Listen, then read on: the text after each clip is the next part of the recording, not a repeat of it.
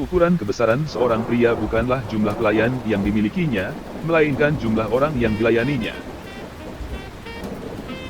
Kekristenan tentu melibatkan kesulitan dan disiplin.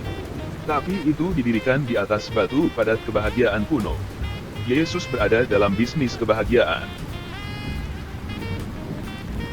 Kita memang cahaya dunia, tetapi hanya jika saklar kita dihidupkan. Jika investasi Anda terbatas pada bumi ini, Anda adalah investor terburuk di dunia. Berbahagialah mereka yang kehidupannya berpusat pada diri sendiri telah dihancurkan dan dibentuk kembali oleh tangan Guru untuk menjadi penuh belas kasihan. Beberapa orang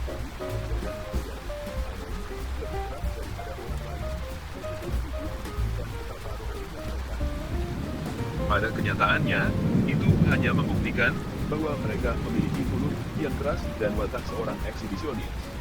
Mereka menjadikan diri mereka pusat perhatian alih-alih Yesus. Prinsip dasar kekristenan adalah menjadi apa adanya Allah, dan Dia adalah terang. Agnostik tidak dapat memahami Kristus karena alasan yang sama seperti seorang pencuri menemukan seorang polisi, mereka tidak mau. Tuhan tidak pernah mengubah jubah kebenaran agar sesuai dengan manusia. Sebaliknya, Dia mengubah orang itu agar sesuai dengan jubah itu.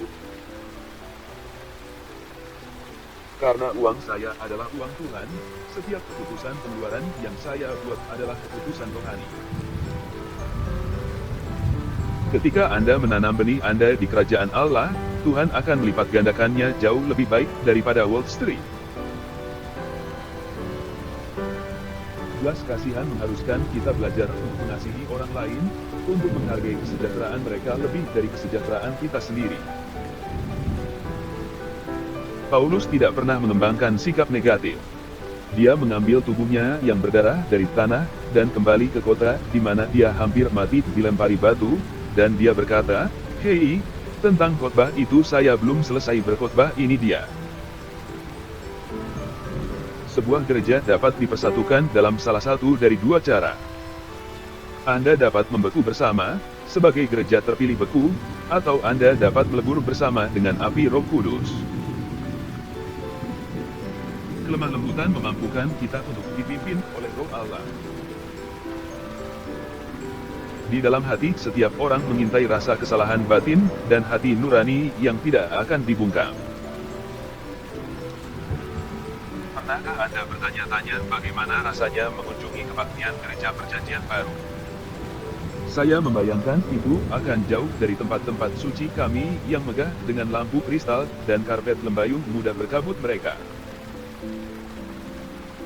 Beberapa orang tampaknya damai, tetapi sebenarnya mereka hanya beristirahat di antara perkelahian. Pada hari penghakiman, Anda dan saya akan berdiri di hadapan Allah dan menjawab ketegangan yang ada antara di mana kita berada dan di mana kita bisa berada seandainya kita hidup dengan rencana Allah. Kekudusan tercermin dalam tindakan lahiriah kita. Tapi itu tidak menentukan tindakan lahiriah. Penganiayaan adalah salah satu cara untuk mengusir orang percaya dan menciptakan zona nyaman duniawi. Saya telah lulus dari 3 universitas, dan saya dapat memberitahu Anda bahwa beberapa orang terbodoh di dunia bersembunyi di luar sana. Tidak adanya perselisihan tidak selalu menunjukkan adanya perdamaian. Ketika Anda bangun di pagi hari, milikilah sesuatu yang ada dalam agenda Tuhan, dan lakukan itu. Gereja hari ini penuh dengan doktrin-doktrin mode dan suara-suara baru yang mengalihkan perhatian dari pesan yang jelas dari amanat agung dalam perjanjian baru. Setiap pesan yang menarik Anda yang tidak membawa kemuliaan bagi Kristus adalah pesan dari roh penggoda, dan orang yang memberikannya adalah dalam penipuan. Kebenaran bukanlah apa yang kukatakan itu, dan bukan seperti yang engkau pikirkan. Kebenaran adalah apa yang firman Tuhan katakan. Tuhan memiliki semua kekayaan di dunia. Kita dapat menciptakan lingkungan yang luar biasa seperti yang kita inginkan, tetapi jika kita tidak mengubah hati, itu semua hanya buang-buang waktu.